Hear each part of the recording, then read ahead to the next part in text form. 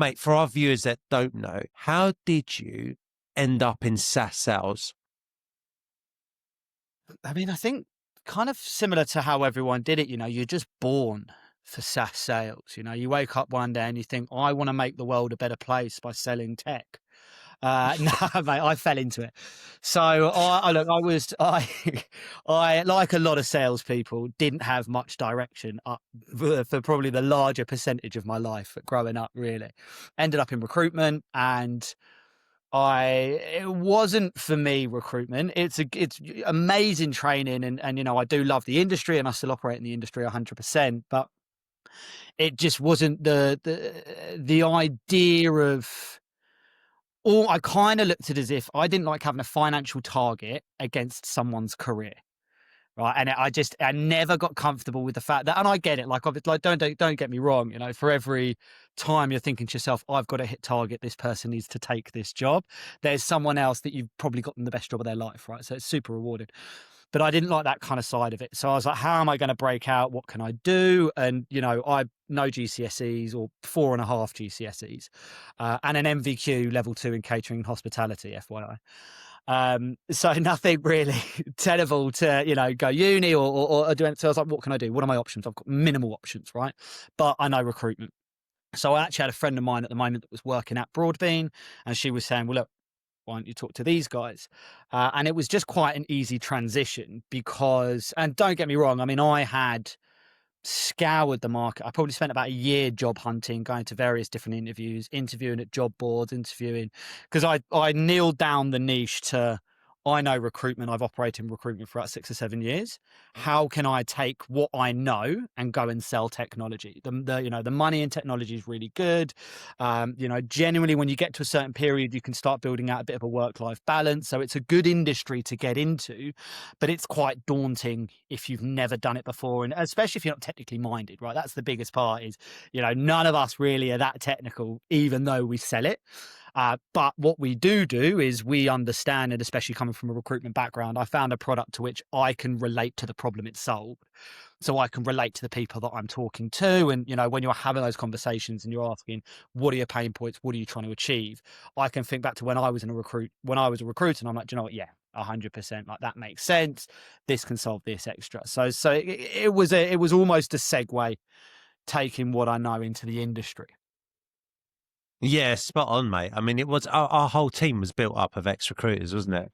And I was going Yeah. to say to you, I mean, yeah, there's supreme challenges in recruitment and a lot of stuff that you're just not in control of, that you can have a bit more autonomy on. But were there any kind of big challenges that you faced when you moved into the industry from recruitment? Guys, if you're enjoying this type of content, please give it a like and subscribe. It will let me know that you're enjoying it, and then I will then in turn produce more of it and get more guests on. Oh God, yeah. God, yes.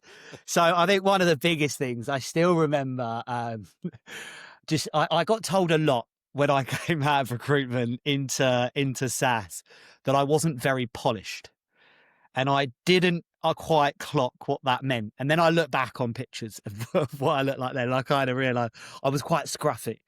And I'd come out of like a built environment, engineering, boiler room sales scenario where, some people, if you are taking care of your appearance, you literally look like you walked out of the set of Wolf of Wall Street, for example, or you're at the other end of the spectrum and you look like you're an engineer, So I'd come from that kind of environment, and I'd stepped into the world that was not, I wouldn't say more corporate, but I would say the people that I'm talking to on the tools. So it's a very different conversation. The jokes in the office are very different, historically in recruitment. The HR department's usually tucked away somewhere and you've not seen them.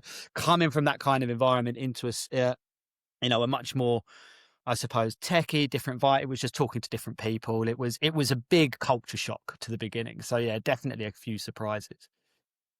Nice. Yeah, no doubt. Was there a moment though you realized, you know what, this is the right path for me? I'm onto something now. I don't think there was a moment when I was like, "Oh my god, this is, this is now my future." And look, any person in a corporate SaaS role that does say that, there's got to be an element of bollocks in what they're saying generally. Yeah. But there was a bit where I was like, I'd probably say 6 months into the product that I was selling, I bought into the product, and I was like, "Do you know what? I like this. I like the brand that I'm working for. I like the product that I'm selling, and I like the people that are running it." So when I look at where I'm at, and I'm quite a lazy human being, so I don't want to keep changing jobs. So in the same way that I'm contracted to work for an employer and deliver on my certain deliverables, I feel like when you're working for an employer, they've got responsibility to hold up their deliverables as well. And it's usually, building that environment that you want to work in, showing that room for progression, and so on and so forth, the standard kind of route to progression, right? And I just got that from the company that I was working at. So I could see myself selling this product and buying into this brand for 5 years minimum. Do you know what I mean? And 7 years down the line, I'm still here. So I wouldn't say it was this is the industry for me side of things. I think tech is definitely more of an interest, but I would also say as well that the company I'm working for has made me want to stay for the duration that I have. Does that make sense?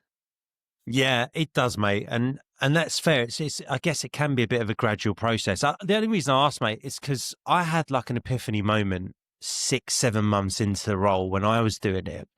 Completely different type of role coming in from recruitment, but I remember I think I started okay, and then just had a massive blip. And I was like, wow, I need to really throw myself into understanding this product a bit better. I mean, look, you and I both work that product. It's not the most complex product on the market, but you still have to give it some due care and attention. Otherwise, you're winging it, right? And I think Yeah. that was my mentality a lot. And I kind of just flew by the seat of my pants. But I think 6 months in, I sat down or 5 months in, and me and Carlo came up with a plan. And I had a cold calling background regardless. So I always, even in recruitment, I used to drum up. I sat on the desk just completely cold, and I drummed up new business. The new business side for me from recruitment, winning jobs, was the bit I excelled in. Finding good candidates and making them stick, I was terrible. So that new business bit really helped me, mate, because I came in and I just bashed the phones. Yeah. And I remember it clicked around sort of May time for me the following year. So about 6, 7 months into the role. And at that point, I started turning in good months. I started doing deals regularly, and I just got into a rhythm. And then I was like, wow, it just changed. My whole outlook on everything changed. I started loving the job that I was doing. I used to Mm. buzz for a Sunday night, and most people have Sunday blues, and I was like buzzing to go to work on Monday because I knew I had deals to Yeah. close. So I was that loser. But yeah, that's the only reason I asked, because it's sort of 6, 7 months in, I can tell you exactly the point where I was like, yeah, no, this is for me.